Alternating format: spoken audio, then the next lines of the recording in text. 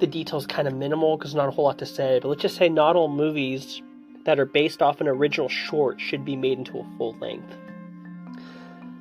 Night Swim is Blumhouse, an atomic monster was associated with James Wan's newest horror offering, or not so new if you're listening to this, because I believe it came out, a few months ago, right?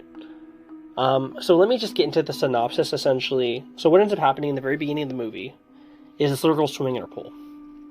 And she's swimming at night. Now she's swimming, she starts noticing the lights begin to flicker, and she gets this ominous, fearful moment of something's wrong. As she's swimming, she starts kind of getting this panicky, drowny vibe where you could tell that she's underwater because she looks like she's gasping for air, and she's getting that, water in your eye kind of look. And as she's struggling with the water, she sees her mom standing off the edge of the pool. When she finally gets her bearings and gets, relaxed, she looks around, her mom's not there. You can guess what happens next. She ends up getting sucked into the water and disappearing forever. Okay, so now, flash forward to the future. Not really told how long it's been, but we're told it's the future.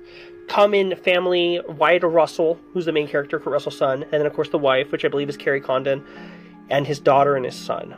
Okay, Wyatt Russell, I'm going to call him by his actual name, and really going to refer to him mostly by his actual name, because he's the only one that really did anything specific. He is a football player that injured himself, that is now trying to recover, and he needs time to recover. So he sees the pool, and he's like, wow, that's a nice pool. He ends up seeing his doctor. His doctor tells him, hey, you need to do some light cardio and build your muscles. And he goes, well, there's this house I'm looking at with the pool. Boom, they end up buying a house. They end up living in this house, okay? And what ends up happening from there is you have the wife one day swimming at night, and as she's swimming at night, of course. The pool lights start flickering on and off, kind of like a strobe light. And as she's swimming and suddenly feeling like she's drowning, she sees what looks like her husband standing on the edge of the pool. When she finally gets herself relaxed and able to stabilize herself from not drowning or panicking, she sees her husband's gone. She gets out of the pool completely freaked out, goes back into her house. Her husband is asleep. Wyatt Russell's out like a light, just okay? She's like, that was weird. Now, go a few weeks later, you have the son, he's swimming, and as he's swimming, he suddenly has a very weird Pennywise the Clown moment, where he hears someone talking to him, someone named Rebecca, going, hey, help me, I'm down here. He goes by the drain. He has to grab his toy that fell in the water. He's sticking his arm through the drain, very much like Georgie did in both It's, basically the sequel and the original and the sequel to the original, you know what I mean? And you almost get this moment where you're like, is he going to be de-armed like Georgie was? But no, it doesn't go that way. But he does see this bloated, creepy, melty-faced creature trying to pull him, okay? Now you have another situation where the daughter, she has a boy over to swim. And as she's having the boy over to swim, she starts doing this whole Marco Polo thing with her eyes closed, of course, in the dark. And as she's going Marco Polo, the boyfriend kind of disappears, and you start realizing that whoever's Marco Poloing her back, who's ever being the repeat, so she can find him, ends up being this ghost thing. And it's like, hello.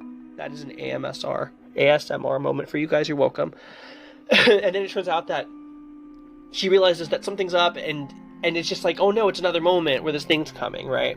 So now we get to the point that this is like the last major event before things get like obvious.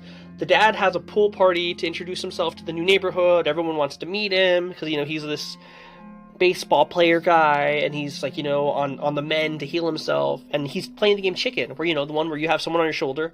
Well, he's in the water, and he's holding one of the neighbor kids. And as he's holding one of the neighbor kids, this black water, this black stuff comes from the bottom, presumably the ghost. And then he ends up breathing it in. His eyes go black. And he tries to drown the kid and himself. Now everyone thinks they're creepy and they're a freak and oh no, what's going on?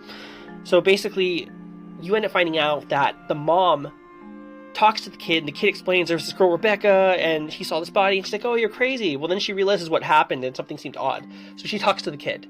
Then she talks to the realtor, to find out if there's anyone named Rebecca, and they're like, there was, and they're like, can I get her information? So you find out the mom ends up going to meet the original owner of the house, and you find out Rebecca was the original owner's daughter who died 20 years ago.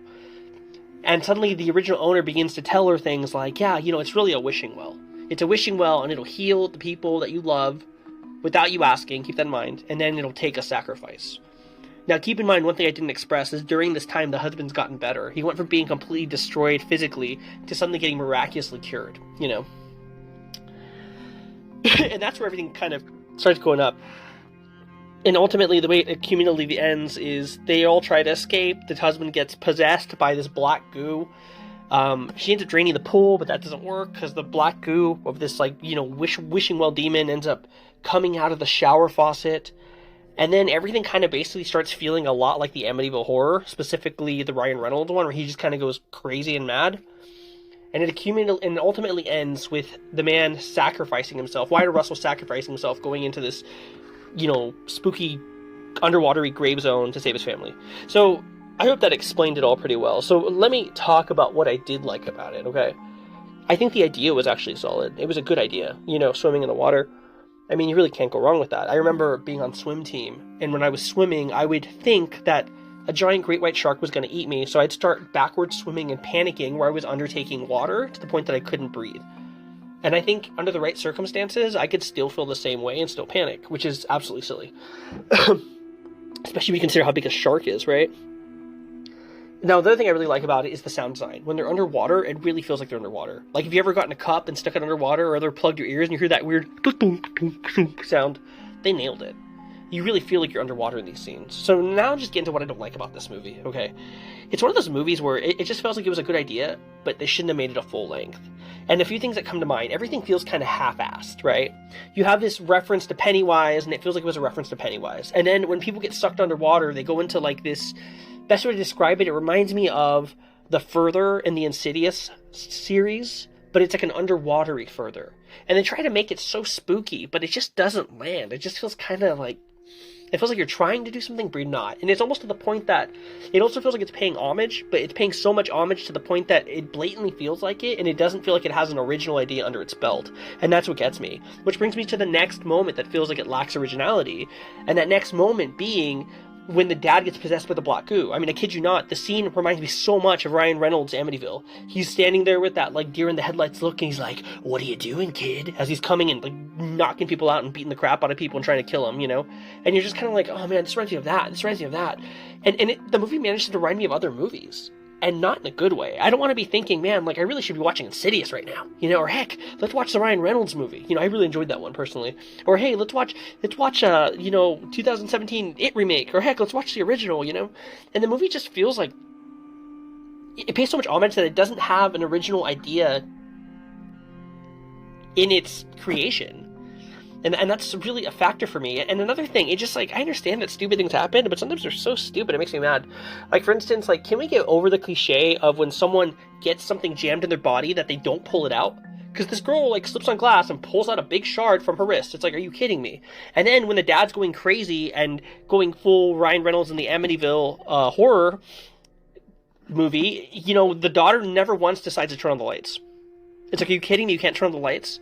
Or there's a scene where a pool cover is being spread over the water and everyone's trying to fight the pulley system instead of just getting the sharpest knife they have, jumping on the stupid tarp and sliding that thing open. I mean, I used to have a pull tarp and it comes off easy. One knife cuts through butter, like hot knife through butter. This movie was just a mess. And then what really gets me is, Wyatt Russell's character, he is an injured baseball pro that's getting a home for his family, but ultimately you get the impression that he is the financial backbone of the family. So because his son's gonna die because he didn't let the water possess him, he decides to go and sacrifice himself and kill him and go into the underwater further, so to speak, and die. And you're like, okay, like, that sounds noble, but how is your family gonna live? So you died, so now your kids, which are relatively young, grow up without a father. Now they don't have any financial stability. And good luck with health insurance, because if I understand, or life insurance, because if I understand, life insurance doesn't give you any life insurance back if you committed suicide.